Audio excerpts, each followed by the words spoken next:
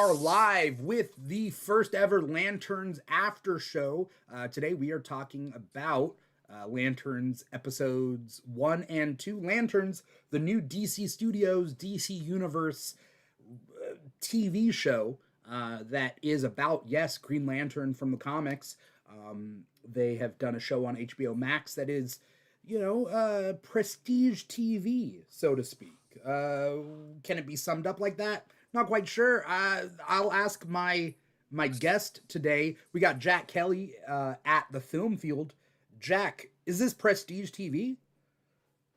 Good to be here, and maybe we'll see. We're on a trajectory where I'm very curious. I'll tell you this, I'm a big hardcore Green Lantern guy. Like, if I'm talking like my Mount Rushmore favorite superheroes, it goes Batman, Hal Jordan as Green Lantern, Firestorm, and Captain Atom. It's a weird group, but that's the group I've loved.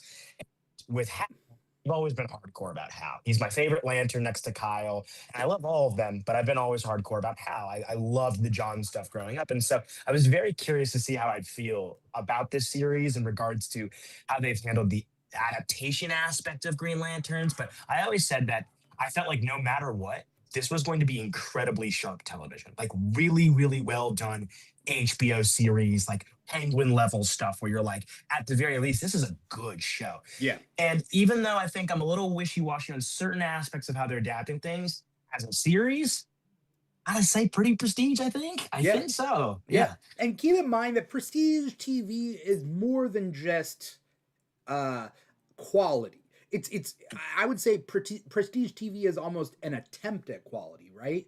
Like there are like prestige TV shows that have failed because they just weren't good. But prestige TV, yeah, like the idea that this is like elevated sort of storytelling, narrative, that sort of thing, that isn't going to be easy. I think maybe that's what prestige TV is. It's like, it's not like the writers, the director, everybody, they're pitching this as like, this isn't going to be easy.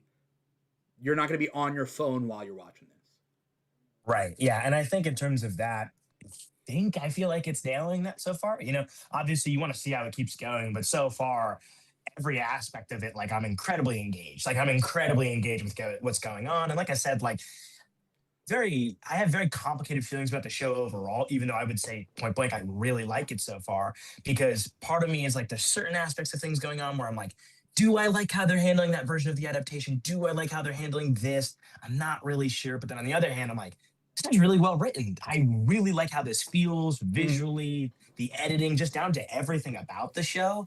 It feels very like high quality and prestige. And it's one of those things where it's like, I have complicated feelings, but they're good, complicated feelings. Yeah. I mean, okay, so, first things first, if you're watching us live, you're watching on youtube.com/The Keeg Show. You can find us there or on Spotify, Apple Podcasts, and whatever. We're talking about episodes 1 and 2 today. So the pilot episode is number 1, and then Trust Fall is episode 2. And so there's a lot to talk about, and it's really just me and Jack talking about it. And we got an hour, so it's, we're going to be in and we're going to be out, right? And so there's a lot to talk about this show. So I would love to take time and make fun of the fact that Hal is your favorite Green Lantern, which is... Listen, he's the best there's been. He's so funny. He's so charismatic. And I love John.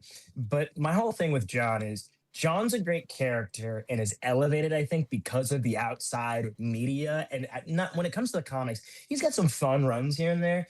But there's not really, at least to me, a lot that sticks out. I think War Journal's great, obviously, but there's not a lot outside of that I think really, truly stands out. Whereas for guys like Kyle and Hal, there's a lot of up there runs for me. Like my favorite Green Lantern run is Grant Morrison's Green Lantern run with Hal Jordan. That's my favorite one. I need to read it because a lot of people don't talk highly of it. It's if you don't love Morrison, you probably won't love it. Okay. But it has all the Morrison-isms of all the weird stuff going on. But I think they nail the idea of Hal Jordan so well in this weird meta way that it's like Final Crisis is my favorite comic book of all time. It is what Final Crisis is for me as not a big Final Crisis guy. Oh. We've talked about this before. Yeah. Infinite Crisis is my favorite Crisis.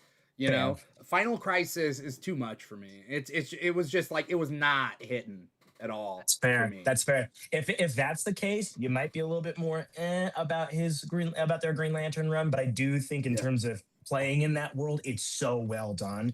And I think because of that, all of those comics, the Jeff Johns stuff, even like down to Emerald Twilight, I've always been a big Hal guy. I just think he brings the most Yeah. like I grew up as a big like Han Solo guy for Star Wars, and I think because of that, a lot of that bled over to how I felt about Hal Jordan Yeah. of just that silly, fun, charismatic, cool guy.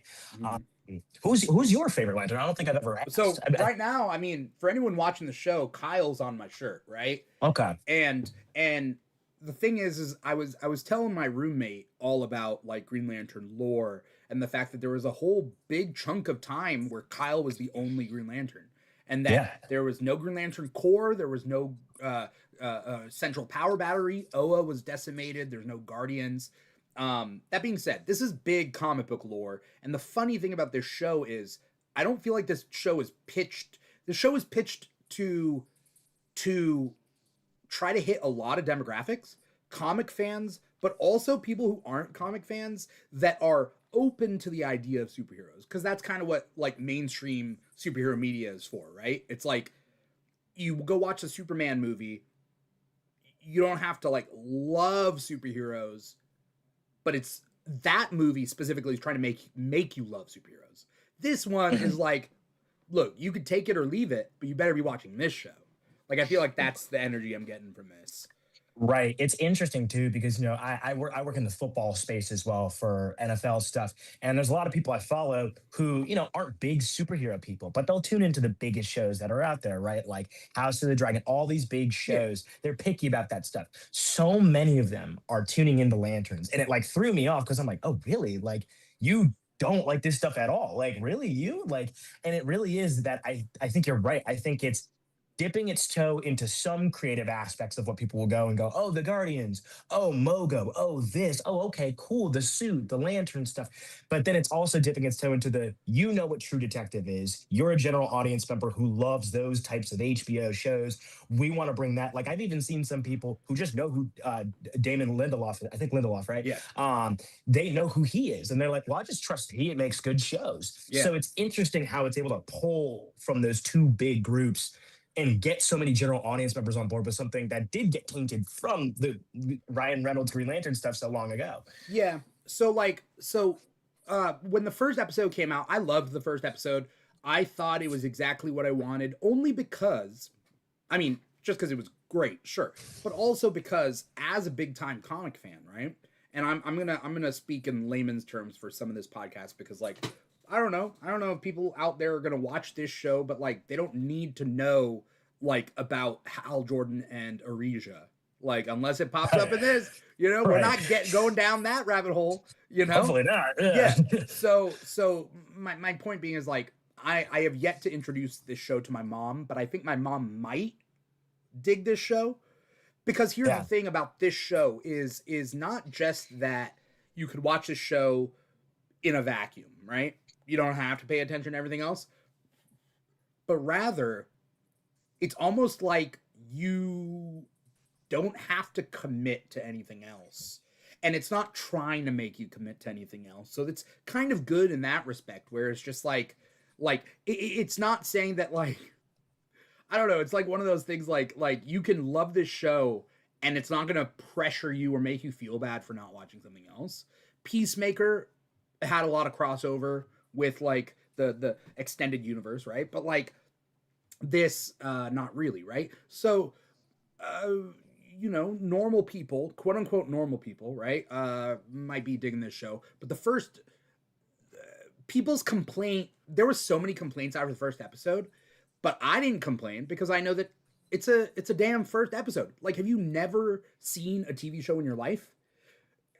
Two things. One is it's the first episode, so they're not going to answer any question, like all your questions. They're probably going to ask more questions than they answer because it's the first damn episode. Second thing is it's a superhero adaptation. Is this your first time watching a superhero adaptation? Because let's be honest, the only time any show goes full superhero is an animated show. Like that's the like CW The Flash, not even Arrow goes full superhero. CW Flash show. It's an interesting conversation too, because for me, like, there's certain parts of things that I'm mixed on, but I think there's a difference between like, immediately being upset at things that clearly are being set up versus Yeah. like understanding that maybe this is a creative decision you don't love. Like, for me, like there's things that like maybe I don't love, but I can still be open-minded and okay with. Like, for example, I don't in general love doing an older Hal Jordan. Like, I think having him in his prime and having him and John just coexist, that's more ideal to me. So I don't love that creative decision, but it doesn't ruin the show for me. It doesn't take me out. I'm like, okay, I don't love that, but of course I'm still gonna watch, right? Yeah. Because like to me all of my critiques that I have are like nuanced. It's like, yeah, on one hand I don't love an older Hal, and maybe I also don't love a more jaded Hal Jordan, but on the other hand I also think Kyle Jordan's or Kyle Chandler's absolutely nailing it at that aspect of Hal Jordan. So it's not Yeah. just like, oh, older Hal Jordan, I'm out. It's like, no, I don't love that aspect, but they're nailing it at trying to do that. And so it's like, I'm like, okay, like maybe I don't love that creative decision, but I'm listening. Like I'm buying it. You know what I mean? I'm buying what you're trying to do here creatively, even if I don't love the creative decisions as a whole. And especially when it comes to the suit conversation, we'll get into that, I guess, a little bit later. But like, my feelings are a bit more complex there too, where it's like, on one hand, it's like, no, I didn't think they would never show the suit, but like, maybe you're somebody that's like, hey, maybe you wanted him and John just to be fully in their suits the whole time, just doing everything they're doing, but just feeling very comic book. Yeah. I made a video where I compared it kind of to like the Batman and Spider-Man Brand New Day, in the sense of like tackling superheroes as people who always wear their costume majority of the time. Yeah. And that's kind of how I feel, I think, but it doesn't take me out of the experience, because I'm like, they're nailing this dynamic. They're Yeah. nailing the dynamic. They're nailing the way these characters should be interacting with each other, and they're telling a great story. So it's like the critiques I have, but they're not taking me out of it at all. Yeah, I mean, I don't think that there's any choices here that like ruin anything for me, because I feel like Sure. here's why. There's a big thing, which is in the first episode we get one, two, three, four decade like plot like milestone like bookmarks. So Yeah. so what we get in the first episode, right? And for anyone out there listening to this, I feel like this whole episode is gonna sound like you're watching us on 2 times speed. Like you like it's just me and Jack running out of time, but we both can talk a shit ton. I'm like, okay, great, cool. So it's a 2 times speed podcast because there's so much to talk about. Here's the thing. Opening scene of episode 1, we get 1996. I only on the rewatch, I calculated wrong. I thought the original scene was 2006, and I was calculating Oh. John as a lot younger, like 10 years younger than he is. And then when on the rewatch, I was like, oh shit, no, 1996, which means that's like an extra 10 years, right? So we get 1996, and then we get the allusion to 2006 with Hal's hologram. Mhm. We get 2016, which is the current timeline that we're watching the show in, and then we get 2026, which is spoiler. Anyone watching this and hasn't watched the show, like watch the damn show. Like this is an after Yeah. show. 2026, Hal is dead. As far as we can tell, there are a lot of Yeah. theories out there, but Hal is dead, right? It's what we can see. So, we get 4, and I think we're gonna get a 5th. I think we're gonna get 1986 in the I next see it. episode, to when he's born. I think they're roughly doing it that he's born in 1986, and then it's been 10 years, so he's hitting like they're it's very specific, right? Like why Yeah. there's specifically like it's worked into the plot that it's 10-year gaps, right? And Mhm. so, I mean, there's a lot of theories, and we'll find out some more stuff in episode 3. But the point being is that, like, here's the thing: Hal being old and grumpy in 2016, but very nice in 2006. His hologram is very nice. Something happened in between the two, and I love the fact that we saw him on TV in 1996, which it just means that like we get so many stories across the decades of him being a Green Lantern.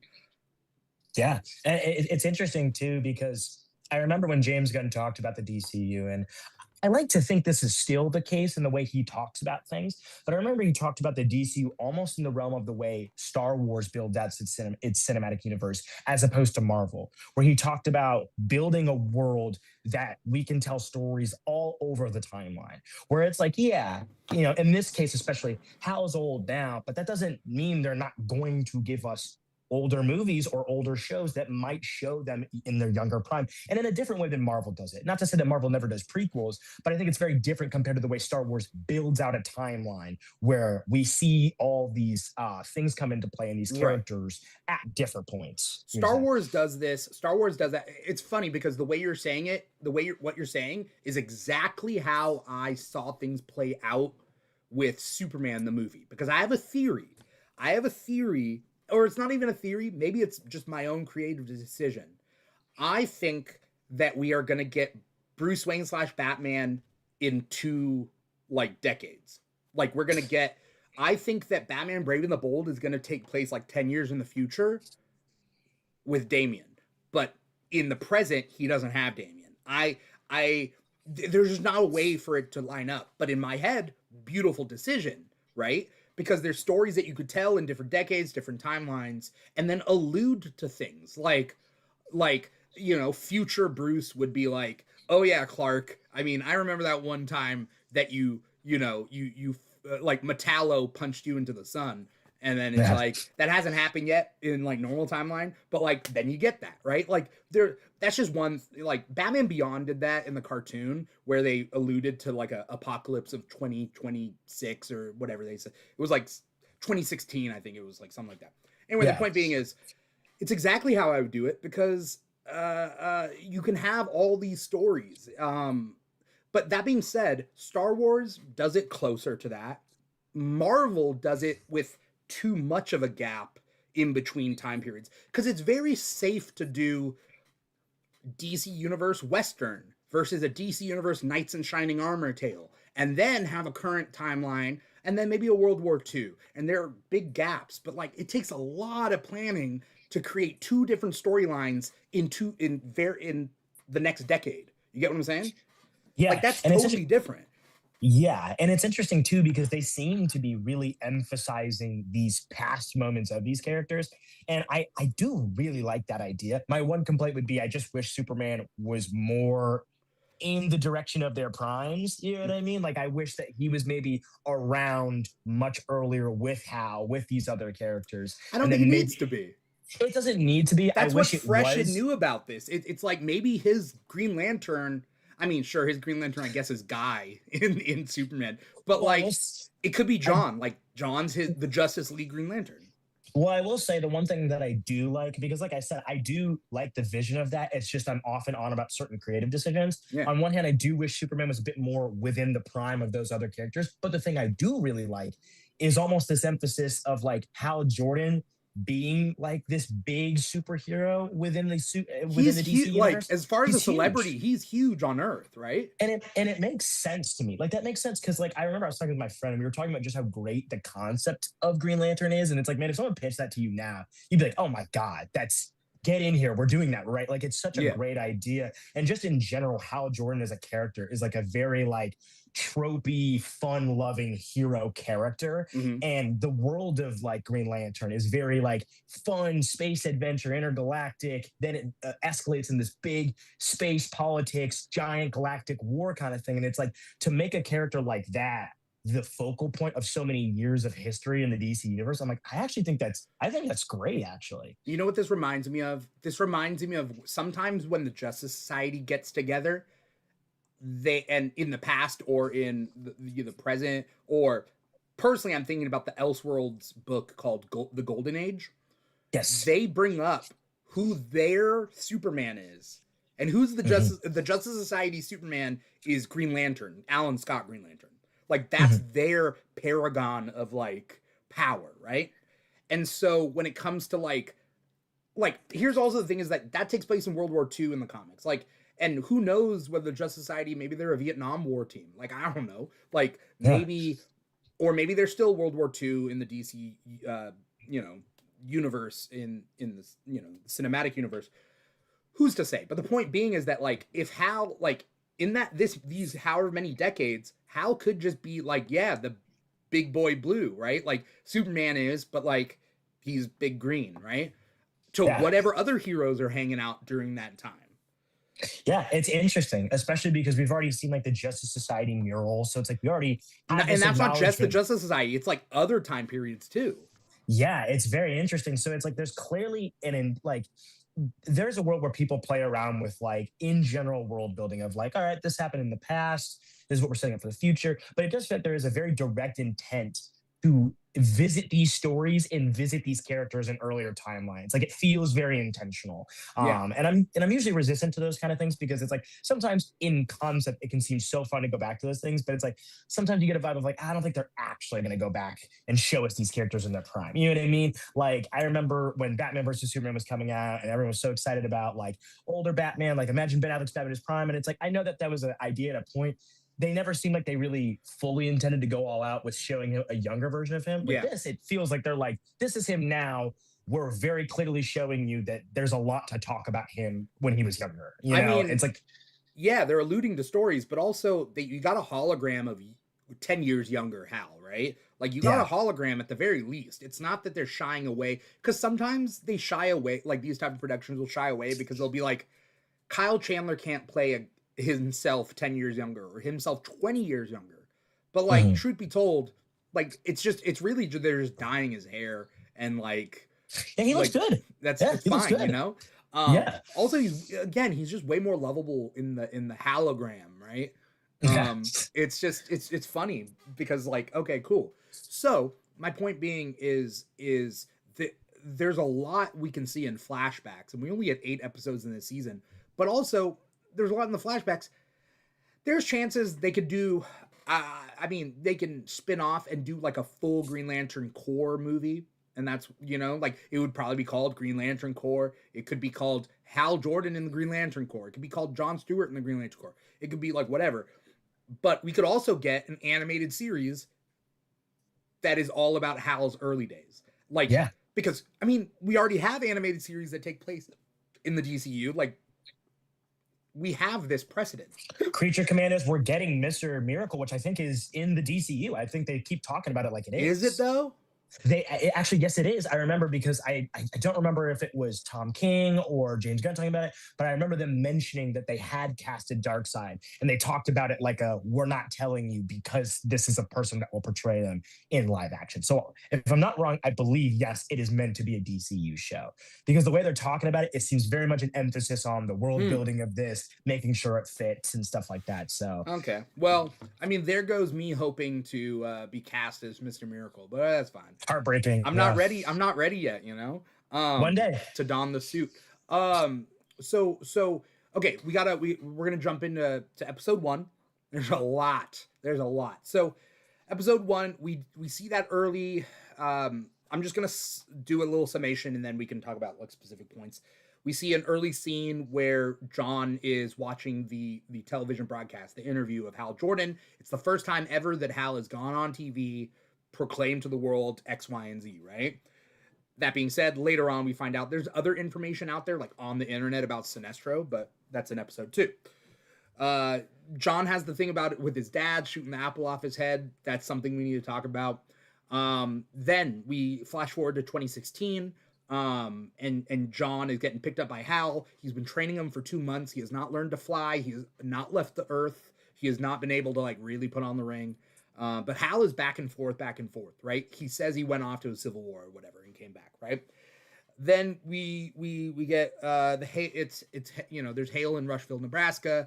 We get a run. We get the, you know, running after the alien. There's an alien's death mystery going on. There's a weird militia. There's that really good interrogation scene. And then at the end of the episode, we go to 2026 where John meets up with Sheriff Kane, and that's also something worth talking about. And then there's Hal frozen with a bullet in his head, right?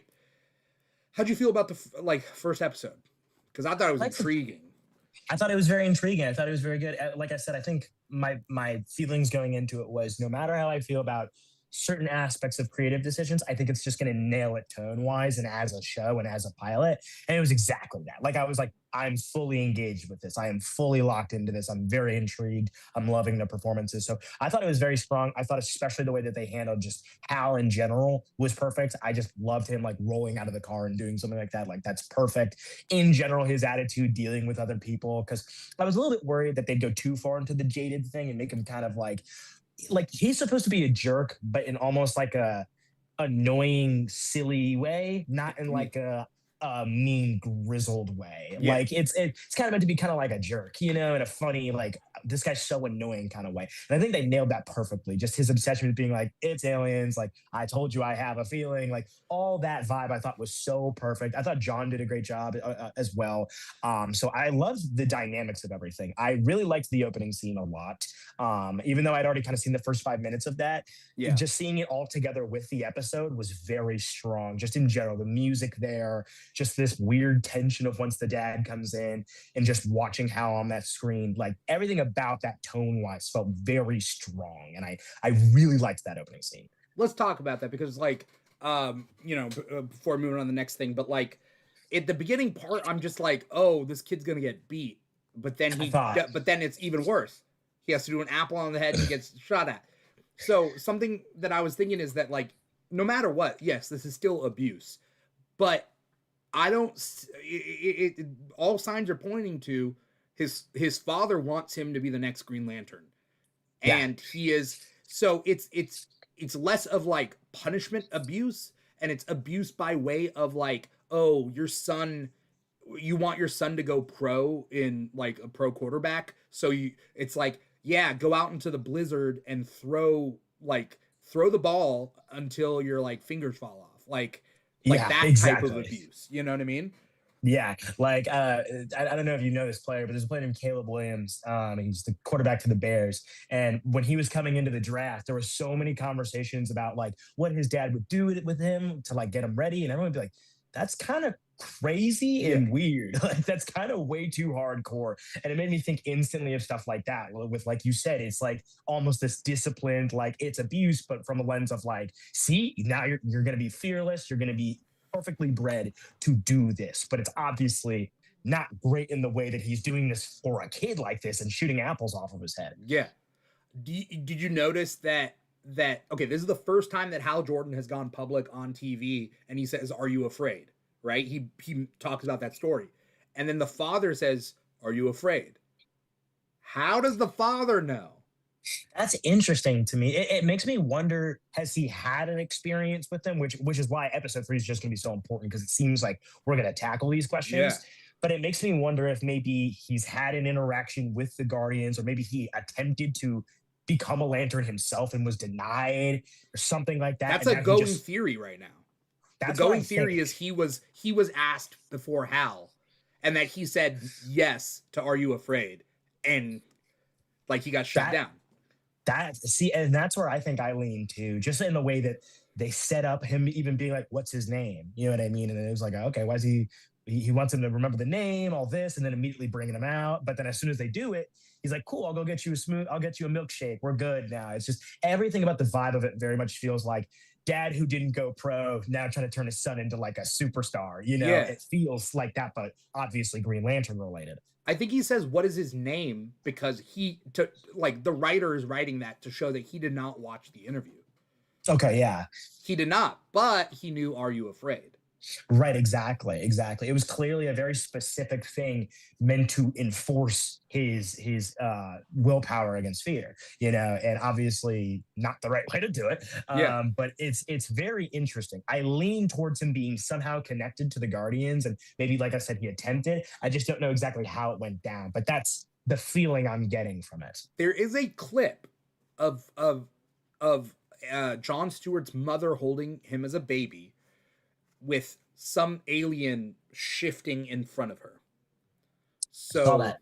And what's interesting about that is they released a few just like stills, you know, the next few episodes. And it's that scene, I think, but it's just Laura Linney. And she's supposed to be playing a Guardian. And so I'm like, if that's the same scene, then I think this is Laura Linney as a Guardian before she transforms into a Guardian. I think. I'm not 100% sure, but it looks like it's the same scene. It looks like she's holding a baby. Like, I Yeah. think that's meant to be what it's supposed to be. The Guardians revealing themselves.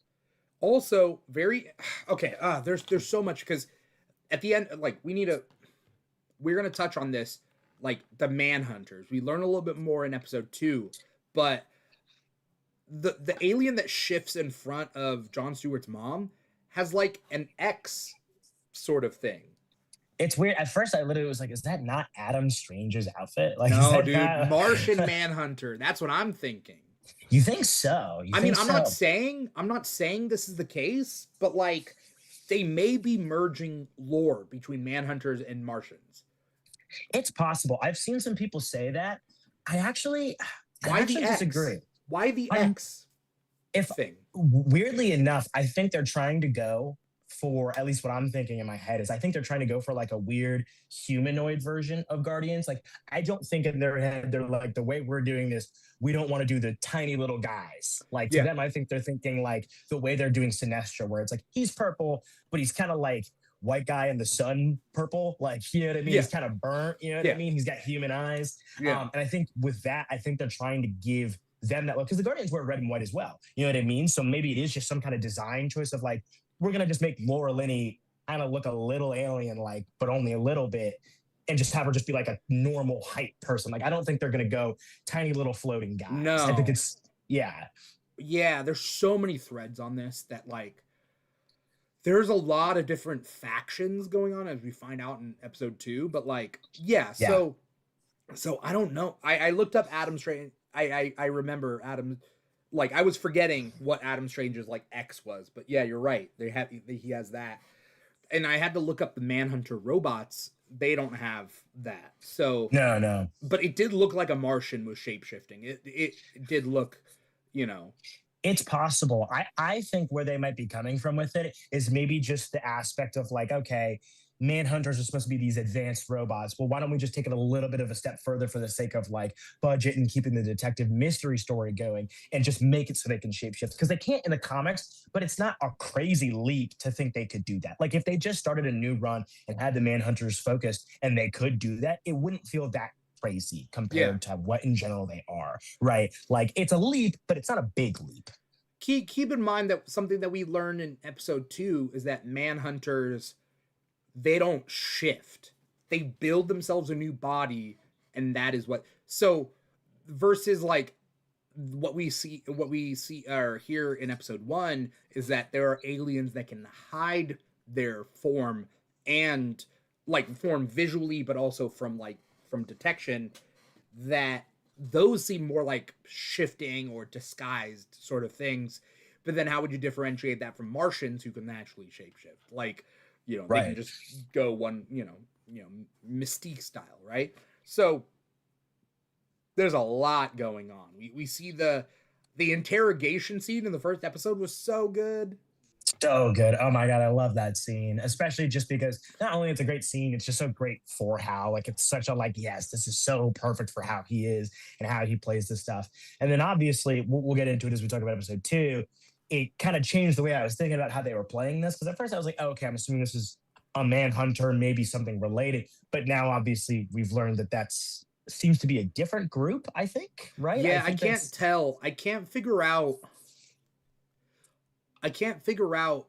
like where how the alien factions work I because think I think I know where they're going with it. I'm pretty confident. I think, especially once we got introduced to Anton, yeah, yeah. if we want to get into this now or Yeah, no, wait. yeah, it's fine. The So episode 2. Yeah. yeah, so when we get to Anton, obviously, and him taking John and bringing him in and explaining the Manhunter situation and what's going on, and being like, yeah, like then your guy Hal Jordan comes in an hour later and gets in the middle of it, right? When they initially casted this Anton character, the backstory they laid out was like beat for beat, vibes wise, supposed to be Atrocitus before Yeah. he got the Red Lantern ring. And I remember I'm like, okay, interesting. Like, that's possible.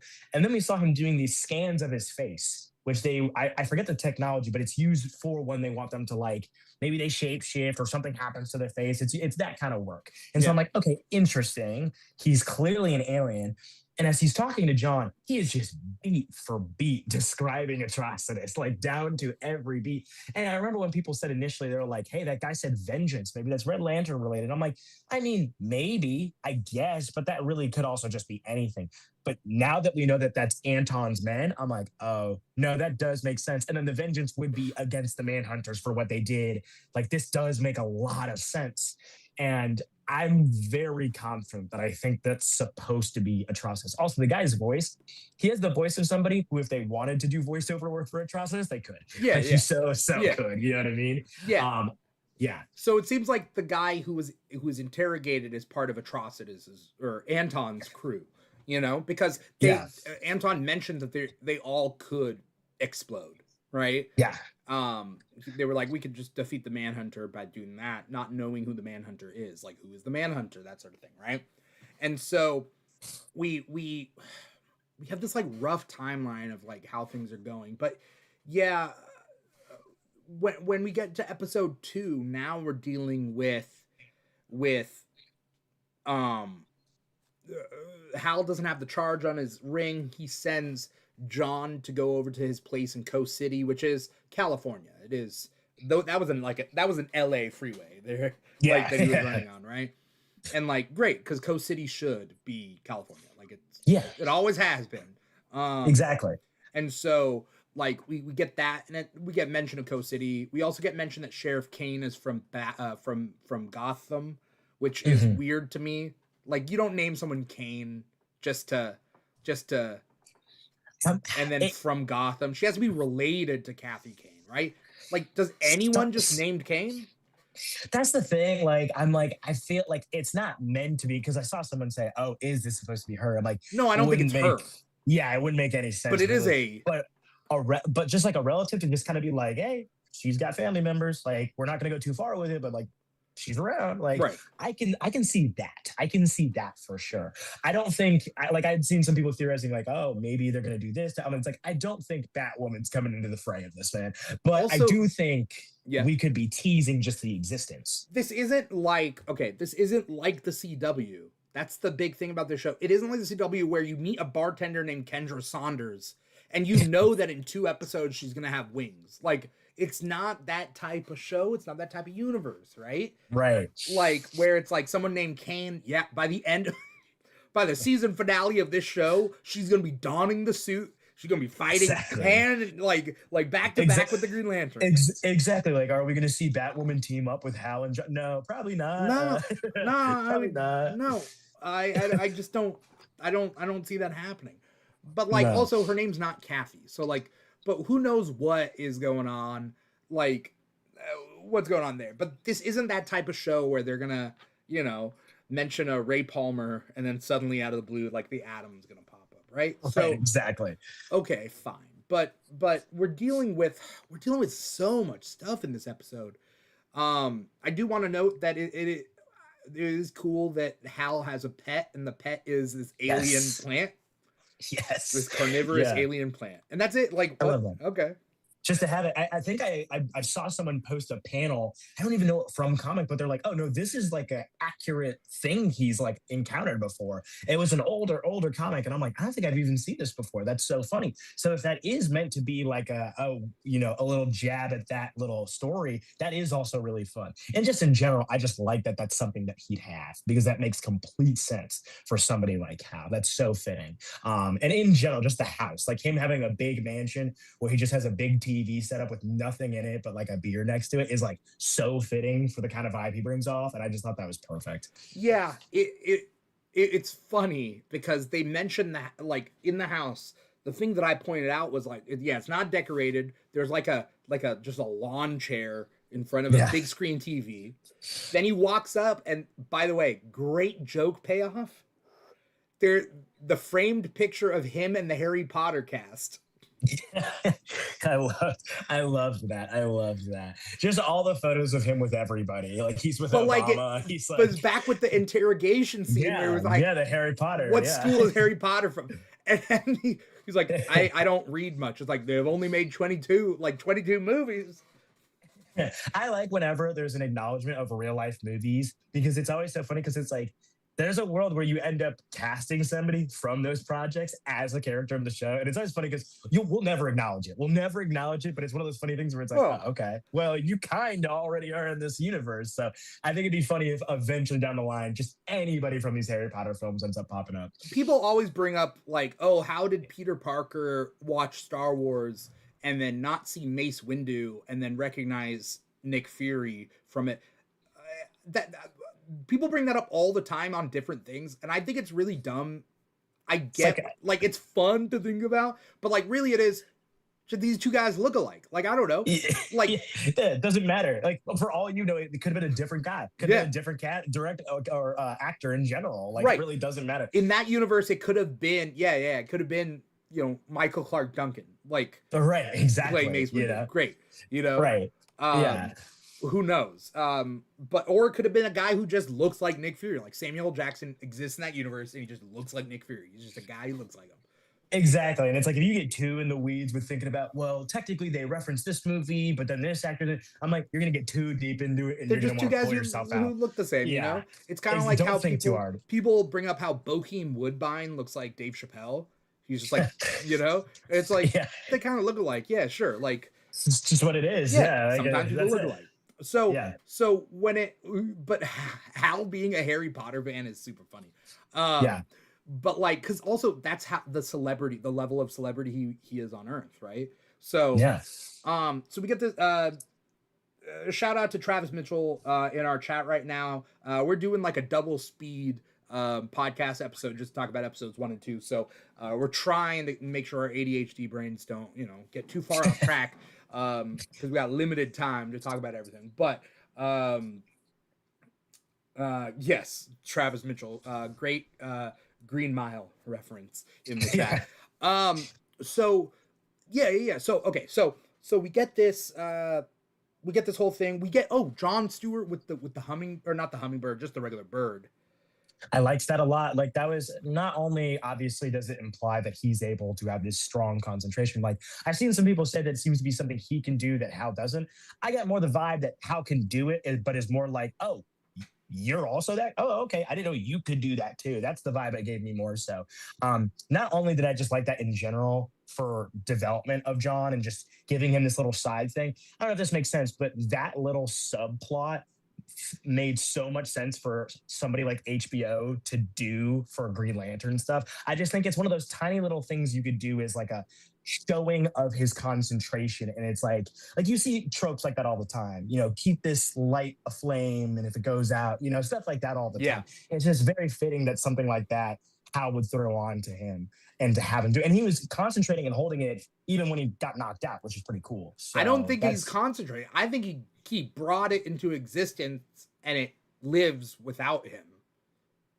It's possible. It's possible. When it comes to Green Lantern constructs, they do kind of get to that weird point because we've seen like in the comics, Kyle and Hal get to those points where it's like, okay, that's a very specific construct that's working in a very weird way. So it's not too abnormal. So I wonder how they want to approach that. Is it meant to be a very like sentient kind of idea here in terms of, if you can put your willpower that much together, like you can make it almost act on its own. It's interesting. Jon recently in the comics has done that. He put his mom's soul into the ring, right? Right. Yeah. And his sister, I think, or he created a construct of his sister that had sentience, but then he took his mom's soul and put it into the ring, and so she was kind of like a Green Lantern ghost, so to speak. Right. Travis Mitchell actually brought up, and I don't know if I'm reading this correctly, but this is actually a very small twist on kind of what we were talking about theory-wise, but this might be a thing. What if the ring showed up at the Stewart's house first? The father thought it was for him, and it went straight for the baby, and it wouldn't, I don't know, maybe he's not old enough.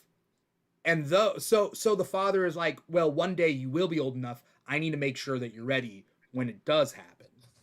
That could be interesting. I definitely see the vision in general there for like something happened in that moment where he knew eventually that his son would be chosen. And because of that, it's like, oh, okay, I am training you to the brink of you will be ready. Like, and almost that is built maybe on a frustration of like, that should have been for me. You know what I mean? That really should have been for me. But if it's not going to be, then I'm going to run you into the ground to become the greatest Green Lantern you can be. It could also add a level of nuance if the father knew Abin Sur died. Yeah. And but then also knew that John would get the ring eventually. So to train John to not die like this dead alien that he saw. Yeah, that could be interesting. Also, a little note I thought about when we talked about Anton and Atrocitus and all that kind of stuff. When they explained what happened with the Manhunter, they talked about how the Manhunter was being brought by Abin Sur. And then that's when the crash happened, right? In Rushville, right? In the comics, that's not really how it goes down. In the comics, Abin Sur is transporting Atrocitus. That's what happens. That's the retcon, and then they fight, and then they crash. Yeah. And if this is meant to be Atrocitus, I wonder if they're trying to play at some kind of lie within there that Atrocitus is telling. Because it's interesting because they're doing the whole, he's connected to the Manhunters. If this is Atrocitus, they're doing the whole connected to the Manhunters, wants to hunt them down for what happened. And even down to his crew is very similar to the kind of crew Atrocitus was running before he got the Red Lantern ring. Like it fits very, very well.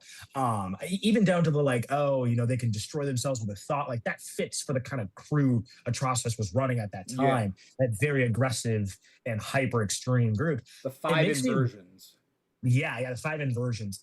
It makes me wonder if they're playing at something here. Well, maybe that'll have to do with the reveal of like, maybe that's a little piece of info he lied about. Maybe it is. Maybe it still has to do with the Manhunters, but there's more to that story about maybe him in there or being more connected to the crash, because they're making a big emphasis about there's more to the Abin Sur story and about what happened there. But it's a conspiracy, right? So the way I'm seeing it, my very simple sort of like, let's get straight to the point, is that I think there's a rogue guardian and there's a cover up, and it could and that rogue guardian could be Laura Linney's character, who, you know, we see later, and that there's a rogue guardian and it's a cover up. So the guardian is the one who essentially kills Abin Sur, and the Manhunter flees. The Manhunter maybe the Manhunter is a bad guy who was part of it. Maybe he's not, but there's a Guardian cover up, and then maybe that ties in with Sinestro killing a Guardian, because we mentioned that's why he's in jail, right? So there's like a lot going on here, but the idea that like Abin Sur did want to bring him in for execution, right? Like he did want to bring him in for justice, right? Abin Sur, to me, as far as I am seeing with this, is like he wanted to do the right thing, but he crashes on Earth for some reason. The Manhunter escapes, and so it seems like there's a big old cover up going on. The cover up could be Laura Linney. If I'm thinking of a name from comics, maybe this is Krona. Like a different, it's different lore. I know. Also, something that like kind of peeves me off is when people are like, oh yeah, but this is gonna happen because of comics. Like this is gonna happen. It's like comic adaptation, like it's adaptation, so the lore doesn't. It's not 100%. It's not gonna. We can't say like one way or another. People stick to things so hard. One of those, I'm not saying Parallax won't happen, but I've heard too much emphasis of like, oh no, this means Parallax. This means, I'm like, okay, let's hold our horses. We don't know. I mean, it can. It can, but we're like, too many people are like, no, that's going to be Parallax, or no, he's doing that because it's Parallax. I'm like, okay, let's relax. Like, we don't even know that yet. Like, that doesn't even mean it's going necessarily in that direction. But it made me like, it's a weird comparison, but you know, there's a world where they end up doing a Parallax thing here, but people are pushing on it so hard. It kind of reminds me of like the Mephisto WandaVision thing, where I'm like, okay, guys, maybe, but they're setting up so much stuff here. It doesn't necessarily need Parallax. Like, here's also the reason I'm doing this after show, and like what I love about watching this show and telling everybody to watch this week after week is because like, imagine binging WandaVision. It's not as fun, but I was there week after week with all these theories and whatever. And people online, everybody's theories, they wanted one of the 3 M's, which is multiverse, mutants, Mephisto. And they got none of that in WandaVision. And it's funny, but WandaVision was still great. Like, so, you know, cool. I guess the remaining M, Monica Rambeau. So they got that.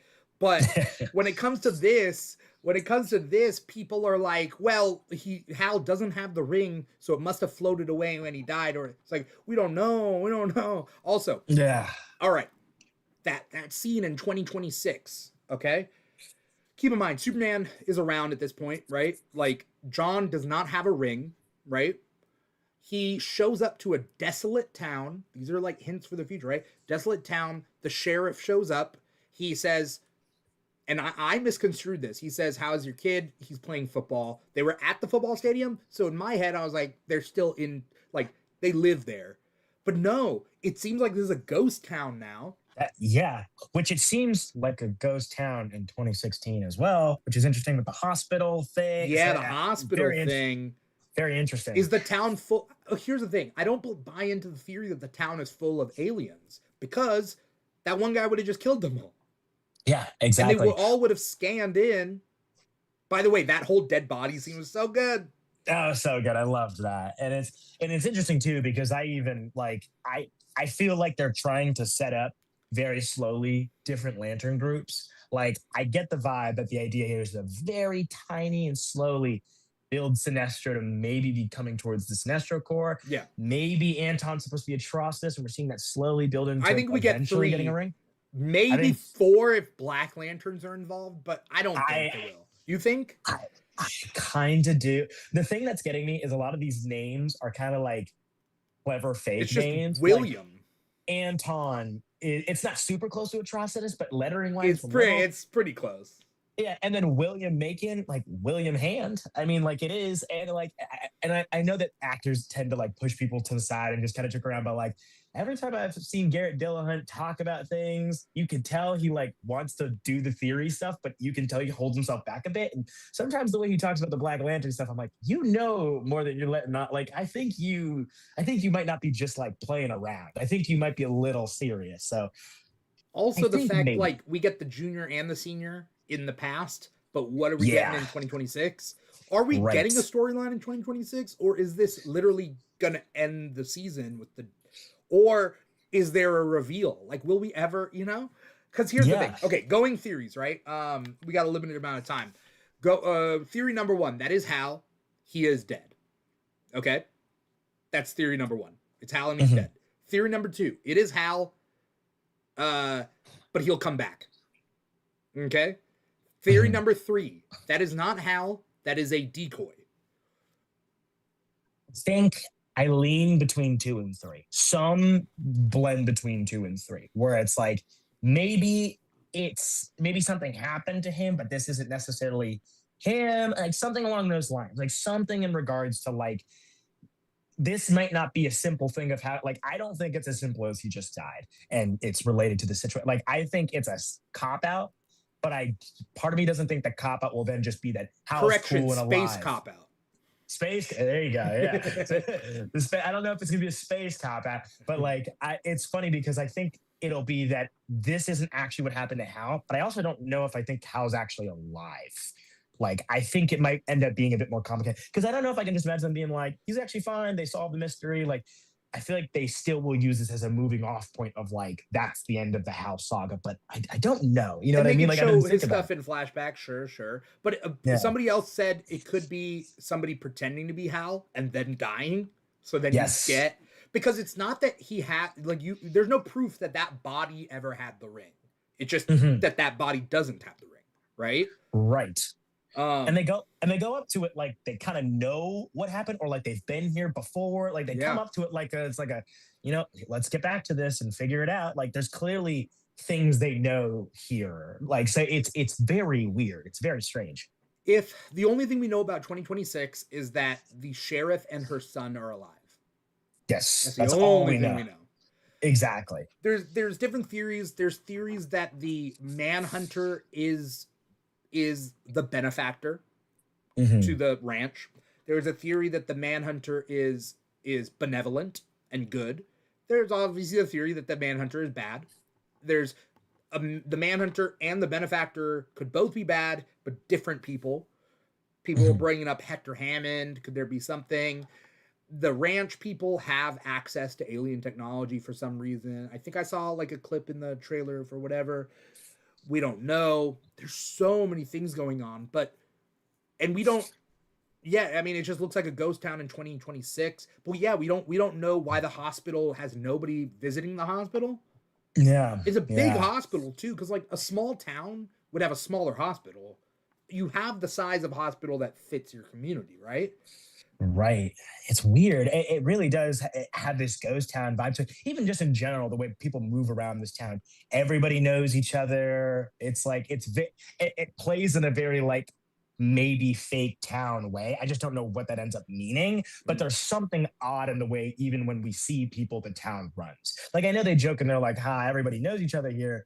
But even just down to the way people interact with each other, how Yeah. many times characters come across each other, they're all in the same place. Like every single time, it's the son of Macon. It's him at places. Everyone's together in these town meetings. It's just there's something off about the way things run. I don't know what it means. I don't think Yeah. it necessarily means they're all lying. I just there's something clearly off. I also think it would be funny. It would be funny if everybody is. I don't think that everybody's aliens again because it doesn't fit in with this anti-alien thing. But if everybody was Yeah. aliens, but all the aliens chose to be white people, just a funny idea. Like, okay, I guess They're like, all right, Nebraska. I guess this is what we do. Yeah. we've done our research, and Yeah. we don't want this looking like like this Right. multicultural, diverse Right. community that popped up out of nowhere. You know? Okay, Yeah. that's fine.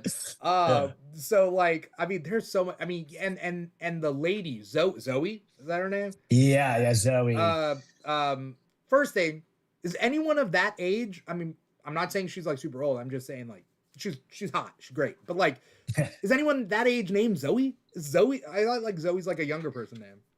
It really Like, Zoe is a very younger person name. That's a good point. and Like she doesn't look old enough to be grandma. Like none of these people's ages match up. I've seen someone say that, and yeah, that is weird. They all are like this is what I mean. Like everyone in the supporting cast is weird. There's a weird thing going on where it's like I don't know if that necessarily means it's a manhunter thing. I don't necessarily know if it's an alien thing, but there's clearly a lot here where it's like these characters. There's something here connected to the whole ghost town bit. Like Yeah. even Who just down called to the how many. town meeting? Like, Yeah, they just randomly, everybody in the town randomly is just at this meeting talking in secret. It's kind of weird, you know? it is really, really weird. Like, there's just something so off there that I'm so curious about. I just don't know what it exactly means. I don't know if it necessarily means they're all aliens. It's something. It's something very clearly off. Yeah. Travis Mitchell out there says that he hasn't read a Green Lantern comic, that there could be Brown Lanterns for all he knows. Yes, there is. His name is Simon Baz. Yeah, yeah, there is one. He's a Green Lantern. I'm just saying. It's just a little joke for the comic fans. But no, Travis also says we see that the ranch appears in ruin. There is that clip in the trailer of that laser coming down and Hal just like blocks, which is super badass, and it's only like a second in the trailer, but he can conjure up a shield that like blocks an orbital laser. And then there's also a clip of him having that same dome over the motel and just chilling. Also, did you see that clip where it's like there's like black smoke behind it? It's like a weird smoke. It's like he's got these like goggles on and he's like putting out his ring like that. And behind him is this like weird. Is that when he's on like another planet looking like the desert planet looking thing? No, it looked like he might be on Earth, honestly, Okay. but there's just this weird dark smoke behind him, not like fumes from something, like a weird, almost like power ability, like something weird. That threw me off too. And then obviously we forgot to talk about the ending, putting on the suit, going to go see Sinestro. Yeah. That was extremely, extremely cool. Yeah. Yeah. And yeah, he goes, and then Sinestro says, "Tell me about Jon Stewart." So Sinestro's been in jail and he knows about Jon Stewart. Right. It has to be, and some people are worried that it's going to be like Jon Stewart's like the one true, like the Neo sort of kind of trope of like the what's it called? One kind of thing. The chosen one trope, right? I don't think they're going for that. It felt very much like Sinestro's like I think there's probably just complications to Jon is deeper tied to what like the Green Lantern stuff in general. I just think he's tied to that more. And I think it's Sinestro trying to get in his head being like, hey, they just want to replace you, right? Like it feels very much just like a hey, like I know it pisses you off. Like I know this makes you really mad. Like really getting in your head about like, this isn't a buddy cop mentor thing. Like this is a backup quarterback coming in to start over you. I would love if we're talking tropes, because it's like not all tropes are bad. Like tropes doesn't mean something bad inherently. Some are it's about what you do with it. But Yeah, I would love for Sinestro to say like, if you let me out of jail, I will help you, and then it makes it so that like Sinestro helps them, and turns out Sinestro was part of it all along, and he gets free, and like boom, you know, There you go. There you go. like that's the type of trope I'm here for. Like, Same. I need more. I just this show, Penguin, Andor, these were all shows I was waiting for the next week. Like, Yes. I need another episode. Penguin, Andor is my absolute favorite of this, where I'm just like, Same. I am dying for another episode. Green Lanterns is very similar. It's not to that Yes. level, but it's like one notch, like half a notch below. It's interesting too because a lot of people I know who have seen up to episode 7, they all say they're like it's really good all the way through, but specifically once you hit the thresh mark past episode 4, it becomes like incredible, like top tier stuff, like unbelievably good. And I'm like, well, it's already really good now. So what is all right, interesting. And these are people I know who are like harsh about stuff. So I'm like, if Yeah. you're saying this, like, okay, all right. People that are complaining that it's not comic booky enough, just you could wait. Like, again, if the goal of this show is to get mainstream audiences on board, they're gonna ramp up the comic booky. Like, you're not gonna get Hal do this beam that like turns it, like puts on his costume via the energy. Like, he's just gonna like, he's wearing a physical suit, and maybe later he'll have some sort of energy construct suit. We don't know. But like, Yeah. all in good time, right? Yeah, exactly. And I get it, right? Like there might be certain critiques of like if they played it more this way, that's fine. But just in general, they've yet to make an egregious choice that hits me in a wrong way. It's like, no, I get it. It makes sense visually for the vision at hand. Makes sense to me. I get it. Yeah, there's so many complainers too, because they're like, this doesn't make any sense. Guy Gardner has the ring in 23 or 24 or whatever, and it's like, yeah, that's later. Probably Like, explain it. Like, what are we doing? Like, they probably are gonna. You think the writers are just like, I've never heard of this before. Like, yeah, he's gonna show up. Like, I think they might tell us. Like why there would be, yeah, like, oh, there's another ring out there, or Guy Gardner gets the ring when Hal, between 2016 and 2026, maybe neither Hal or John have the ring. Guy has the ring. Yeah, like, yeah, it'll be interesting, and obviously we'll see as it gets up to that point with Guy Gardner. But I am overall, I would say, with Lanterns, unbelievably intrigued, and it's absolutely a must watch. I think. I am so excited. I know you got to get going, but like, I no, like I could talk about this for so much longer. Like, yeah. I'm so into it. My goal is to have these like every Monday, so we can talk about kind of what's happening, because that's also the great thing about the show. I would say, like, to everybody out there who's watching and or listening, if you're watching us on youtube.com/the Keeg Show, or listening to the podcast, Spotify, Apple Podcasts, so on and so forth. If you're digging this show, tell the people around you to watch it, because like the idea of, I have friends who, Comic Talk crew who are like, oh, we're gonna wait to binge, and I'm like, don't wait to binge this show. Watch this week after week and be a part of this. Like, TV culture relies on that, right? Yes. Like, yes. You have to be like part of this sort of process, and that kind of like, this is water cooler talk back in the day. For anyone old enough to like even know that phrase, is like water cooler talk, where you go to work the next day and like you're talking about it with people who watch it. So like Lost and like Breaking Bad and Game of Thrones and whatnot. That's water cooler sort of TV. Because I mean, there's so much to talk about, right? So, do you have any final thoughts, Jack, before I let you get going? Yeah, final thoughts. I mean, like I said, I'm having a really good time with it. It's like I said, it's a very interesting thing for me, because there's things where I'm like, I love this creative decision, but like at its core, there is a clear vision and intent to tell a very specific story that I think they are absolutely nailing. And at its core, that's the most important. And they've kept me intrigued and engaged. So I'm so absolutely in, regardless. That vision and intent, that's so key. I talk about this a lot, because Spider-Man Brand New Day is not what I would have written for Spider-Man Brand New Day, but I'm also not the writer.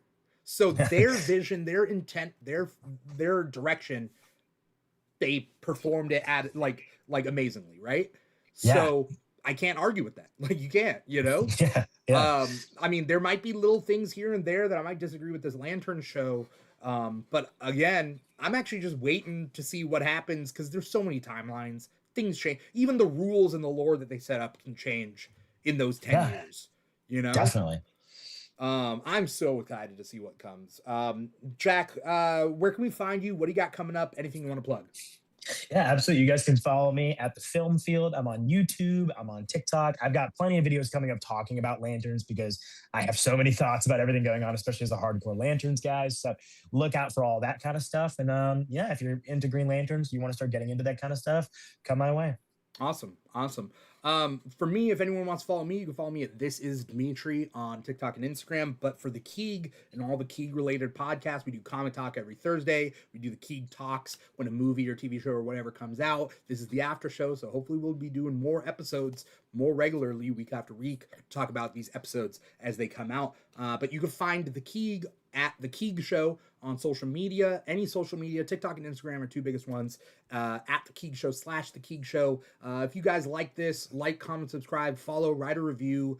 It doesn't cost you any money, but if you want it to cost you money, patreon.com / the Keeg Show. You can get a Keeg shirt. You can listen or watch our drunk episode that we did. We're going to be creating more exclusive Patreon content. A lot of cool stuff coming up. We just did 2 panels at San Diego Comic-Con. There's a lot going on, and, you know, stay tuned, I guess, for more.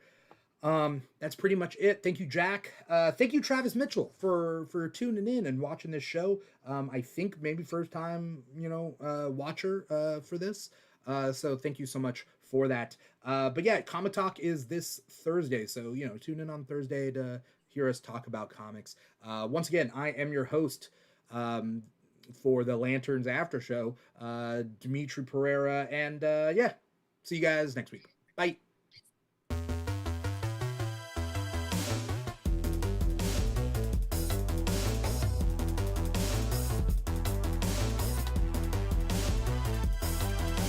TH